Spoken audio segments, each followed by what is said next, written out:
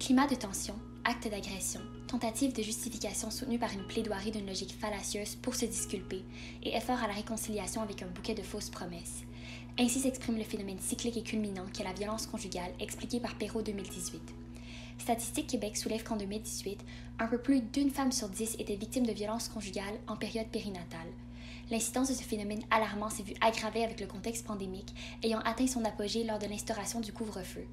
Le rapport du Docteur Généreux 2022 explique qu'en plus de l'agression physique, forme la plus manifeste et médiatisée, la violence conjugale s'exprime de manière sournoise via l'agression sexuelle, verbale et psychologique, l'exploitation financière et le contrôle coercitif.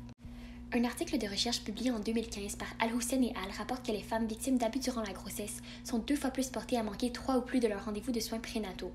Or, cette carence de contact avec les intervenants fait obstacle au dépistage précoce et soulève le besoin de demeurer vigilant aux signes obstétricaux évocateurs de maltraitance.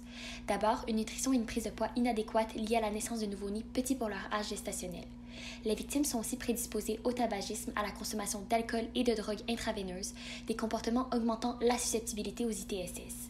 Enfin, le stress post-traumatique peut exacerber une hypertension, des affections pulmonaires ou des troubles métaboliques.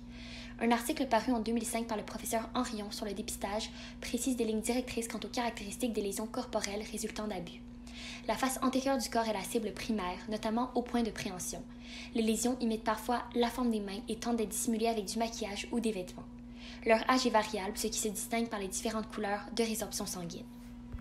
En conclusion, le caractère gravissime de cet enjeu de santé publique soulève l'urgence d'accroître l'accessibilité à des ressources de services juridiques et de refuge par la dispensation, directement dans les salles d'examen, de cartes avec les principaux numéros offrant ces services, suggère Loudermilk et Al 2019. Les séances de formation des infirmières demeurent aussi un aspect clé dans la reconnaissance de cette problématique dont les murs du logis sont souvent les seuls témoins sourds et muets.